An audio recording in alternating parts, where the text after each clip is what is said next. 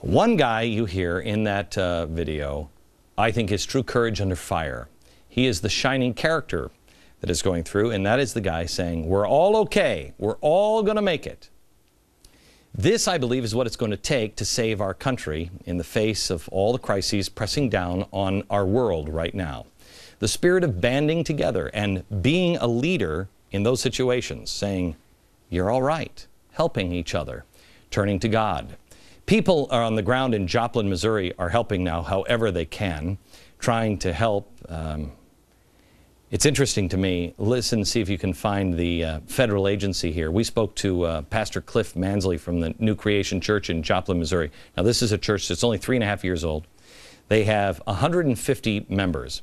Already over 100 of his members are volunteering. The pastor himself has helped pull people from the rubble. He said they are in desperate need for lithium-ion battery power tools.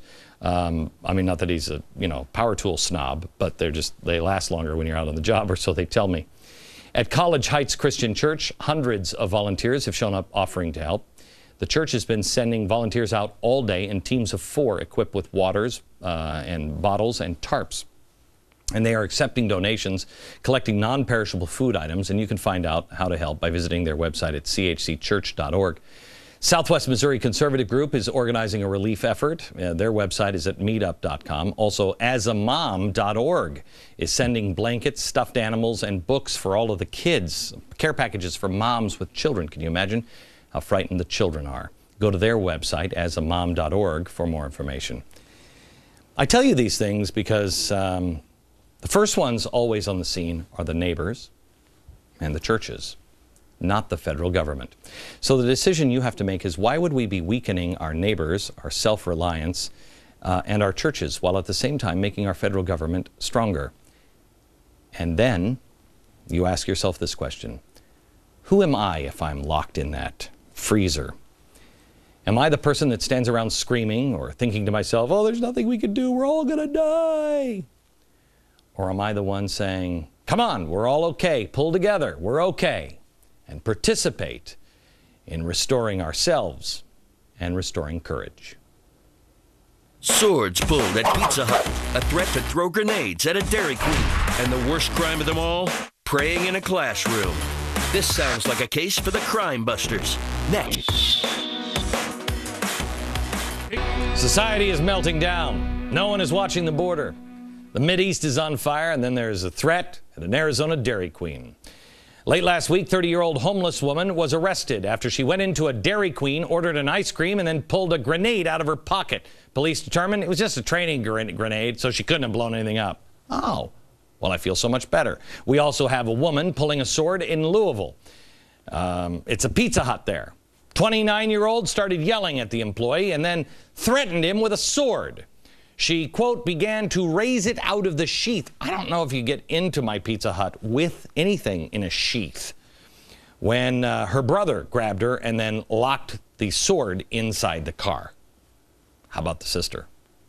But don't worry about these two women. No, the federal government is on the case. The real threat facing America, the terrorism of prayer. An assistant special education teacher in Brooklyn was fired over this. She claims she would pray in her class before or after students left the room, special ed. She read the Bible during lunch break, and she also led other teachers in a prayer group. The woman said she was teased by the principal and that, quote, he was aware that she and other Christians were praying to have demons removed from his spirit, but it wasn't working. That's what he would tell her. The woman, who is also disabled, also claims that he criticized her for not using the elevator.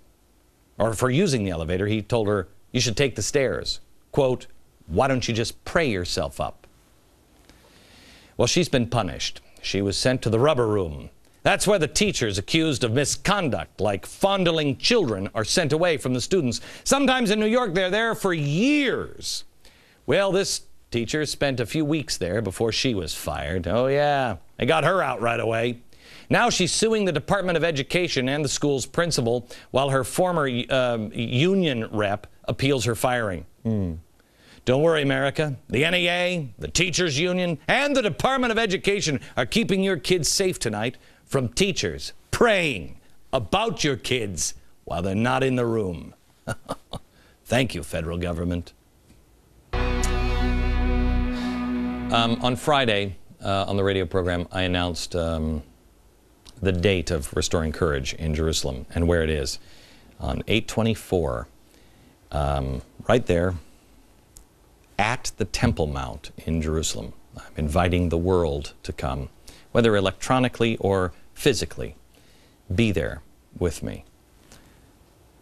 To take a stand and to be who you were born to be. There is good and evil in the world. And I said to my staff this morning on the radio, I said, we have to start a new game show, good versus evil.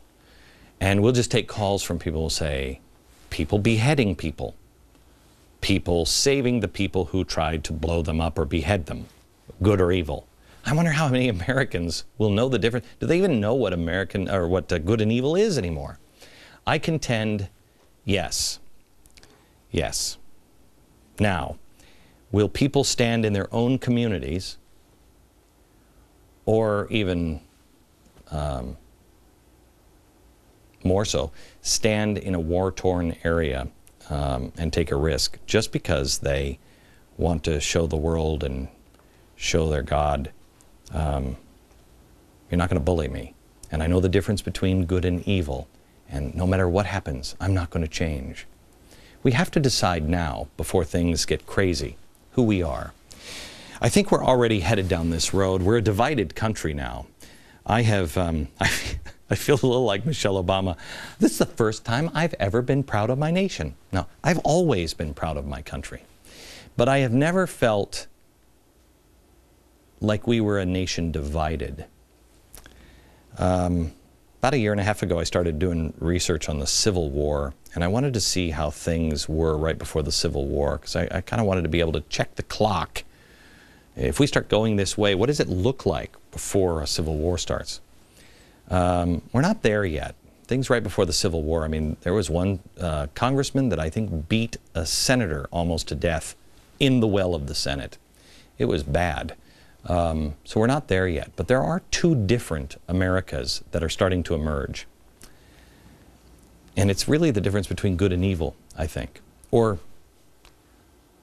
embracing good or evil, allowing ourselves to become something that we're not. I've been telling you about the Arizona curriculum that is teaching our kids to overthrow the government. It's as simple as that. Overthrowing. It is the most horrific curriculum I have ever read. Now, if that wasn't bad enough, the same school district that is raising these kids is now sending a director of student equity to a conference, believe it or not, headlined by the one and only Bill Ayers. Okay, so things are out of control in Arizona. But now I want to show you a couple of other scenes. Here we have, this first one over here is a Denny's fight. The women are fighting over syrup. The next one, women fighting on a New York City subway because one is eating spaghetti on the train and the other doesn't like it.